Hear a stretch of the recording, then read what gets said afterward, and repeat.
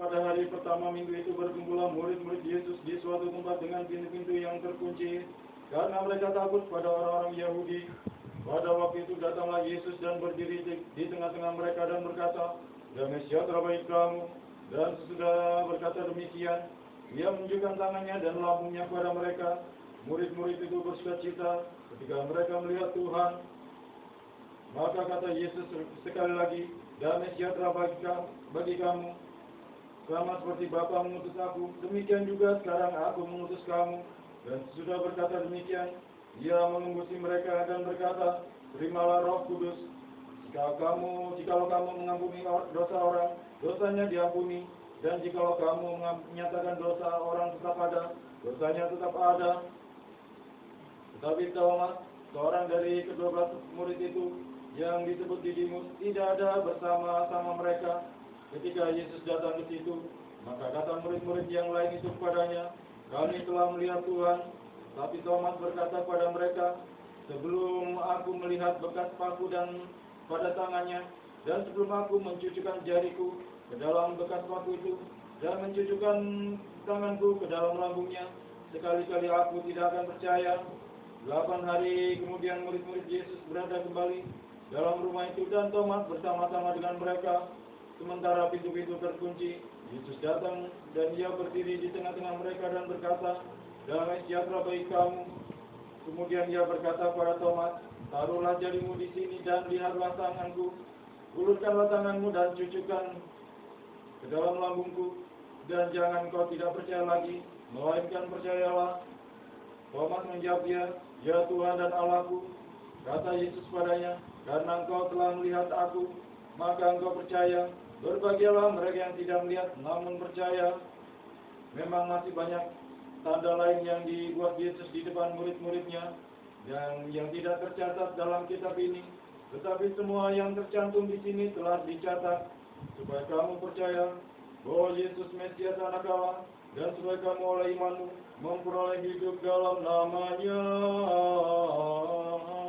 Kemuliaan bagi-Mu ya Tuhan. Kemuliaan bagi-Mu.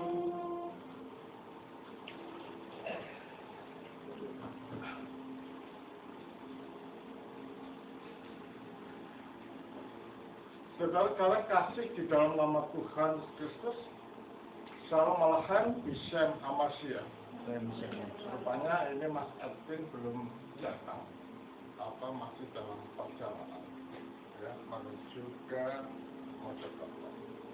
Karena ada larangan yang simpang siur, dibuka atau tidak, sehingga terjadi kekhawatiran di jalan. Saudara, kebangkitan Kristus dari antara orang mati adalah merupakan suatu fondasi di dalam kehidupan orang percaya. Tanpa kebangkitan, kata Paulus, maka sia-sia iman kepercayaan kita. Mengapa demikian? Karena di dalam kebangkitan itu menunjuk pada artian bahwa kematian itu telah dikalahkan. Neraka telah dihancurkan dan iblis telah diluluh lantakkan. Yang kedua adalah menunjuk bahwa Dia ini adalah Allah. Karena hanya Allah yang tidak dapat disentuh oleh kematian. Hanya Allah pula yang tidak bisa disentuh oleh iblis dan neraka. Jadi kebangkitan Kristus ini layak dijadikan suatu fondasi di dalam kehidupan orang percaya. Tanpa itu, maka sia-sialah iman kita. Tanpa itu, maka tidak ada harapan untuk diperbarui. Tanpa itu, maka keselamatan tidak hadir di dalam kehidupan kita. Namun di sisi lain, ya, kematian Kristus ini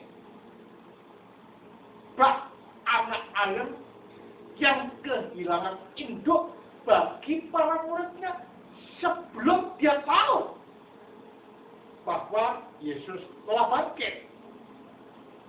Mereka dikejar-kejar oleh orang-orang Yahudi, khususnya adalah ahli Taurat. Mengapa demikian? Karena murid ini dilihat bisa menjadikan orang-orang Yahudi murtad karena ajaran-ajaran yang disampaikan. Karena menurut pandangan orang Yahudi bahwa apa yang diajarkan oleh Yesus itu adalah ajaran sesat, perlu dihancurkan, perlu diluluhlantakkan sehingga tidak berkembang.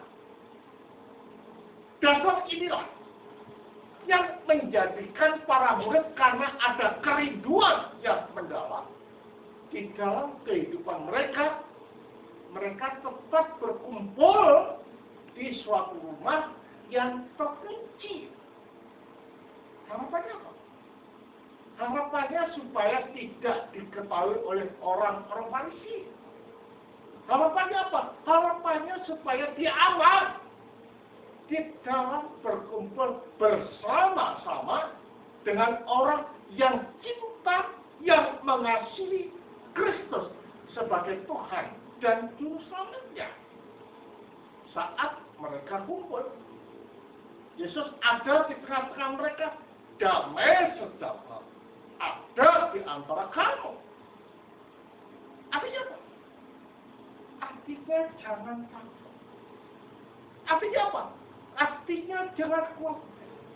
Artinya apa? Jangan gundah. Aku ada di tengah-tengah kamu. Aku telah hidup. Aku adalah sebagai sandaran akan hidupmu di hadapan Allah. Pada waktu dia mengatakan demikian, dia menghembuskan nafasnya kepada para murid dan mengatakan, apa yang kamu lepas di bumi akan terlepas di surga, apa yang kamu ikat di bumi akan terikat di surga. Kata-kata ini adalah merupakan suatu mandat yang Kristus berikan kepada para murid. Dan ini dimengerti oleh gereja, akhirnya dibangun sebagai apa?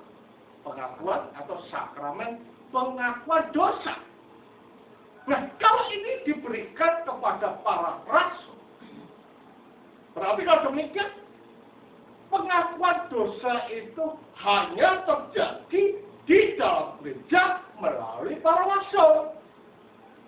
Jadi orang tidak bisa untuk mengakui dosa tanpa keterkaitan dengan gereja dan imam yang ada di dalam gereja.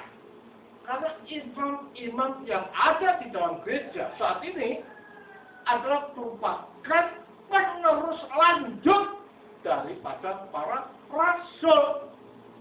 Nah, sekarang masalahnya adalah, apakah para imam itu bisa mengampuni atau bisa melepaskan dosa-dosa orang? Jawabannya dikatakan tidak. Tetapi para imam ini adalah sebagai sarana untuk melepaskan dosa-dosa mereka, ya. Tetapi yang melepaskan adalah Allah. Karena itu para imam di dalam gereja dikatakan sebagai the icon of Christ. Jadi gambar atau ikon daripada Kristus. Kenyataan dan mandat yang diberikan oleh Kristus kepada para imam terkait dengan gereja dan sakramen yang ada di dalam gereja ini, Thomas yang tidak hadir di situ tidak percaya. Dia mengatakan, kalau aku belum mencocokkan jariku ke tangannya dan ke lambungnya, sekali-kali I do not believe with what you said. percaya dengan apa yang kamu katakan atau mereka katakan. Nah, apa yang dikatakan oleh Thomas ini, rupanya Allah di dalam pribadi Yesus Kristus itu mengerti, itu mengetahui, itu melihat. Sehingga pada waktu mereka berkumpul kembali dan Yesus datang, damai sejahtera di antara kamu. Dia memanggil Thomas, Thomas, tunjukkan jarimu. Dan dia telah telapak tangan dan lambungnya, tunjukkan. Dia melihat, rupanya memang apa yang dikatakan oleh saudara-saudara seimannya. Memang betul bahwa Kristus telah bangkit. Christ is risen.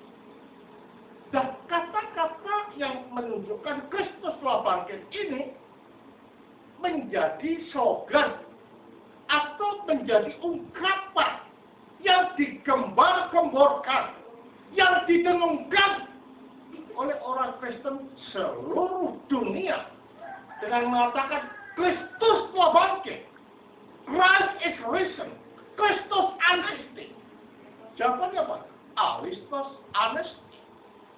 Dan ini diungkapkan sebagai pakai kemenangan, pakai kekuasaan, pakai yang menyatakan bahwa Kristus itu adalah firman Allah yang telah bangkit dari antara orang mati. Maka dengan mengatakan aku percaya, yang diungkapkan oleh Timotius mengatakan, oleh Thomas mengatakan, karena kamu melihat, kamu percaya, maka berbahagialah orang yang tidak melihat namun percaya. Artinya ini adalah menunjuk kepada iman. Even though we cannot see the body of Christ, we cannot see Christ himself, but we believe that he is risen. Untuk apa? Untuk menyelamatkan kita. Untuk apa? Untuk mendamaikan kita. Untuk apa? Untuk memperbarui kita. Landasan-landasan semacam ini, saudara, yang menjadikan para rasul itu tidak pernah takut untuk memberitakan Kristus telah bangkit kepada orang banyak. Sehingga dengan semangat yang menggebu-gebu di dalam roh, banyak orang yang bertobat. Banyak orang yang percaya. Banyak orang yang dibaptis. Tetapi apa risiko? Rasul dipenjarakan. Ini adalah merupakan suatu konsekuensi. Dan itu sama seperti yang dikatakan bahwa aku akan mendirikan jemaatku dan alam maut tidak akan dapat mengalahkannya. Artinya, selama gereja itu berdiri, selama gereja itu ada di Jakarta, jangan pernah berpikir bahwa kita tidak mengalami tantangan, kita tidak mengalami hambatan, kita tidak mengalami problema. Problema itu selalu ada. Dari dasar inilah, maka kalau ada gereja mengatakan bahwa believe in Christ, everything is done, everything is free, itu tidak pernah dikatakan oleh Alkitab. Tetapi selama kita jadi gereja, karena dicampurkan melalui baptisan, maka tantangan itu selalu ada di dalam kehidupan kita. Tetapi jangan tantangan ini menjadikan kita undur, menjadikan kita takut, menjadikan kita khawatir. Tetapi kita harus maju terus, mengobarkan semangat Injil, untuk supaya sebagaimana kita diselamatkan, orang lain pun juga diselamatkan. Jangan takut sengsara.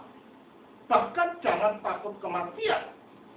Karena kesengsaraan dan kematian di dalam nama Kristus itu adalah merupakan suatu kebahagiaan tersendiri. Karena di sanalah iman kita dimurnikan. Di sanalah hidup kita diperkenan. Di sanalah keberadaan kita dimurnikan oleh Allah. Karena itu sebagai prinsip dari kehidupan kita. Jangan pernah kita bimbang seperti halnya Tim Thomas, tetapi kita yakin bahwa Allah ada bersama-sama kita dan selalu menuntun kita menuju pada jalan-jalannya, yaitu jalan kesucian. Kemudian bagi Sang Bapa, Sang Putra, serta Amin. Amin. Tuhan.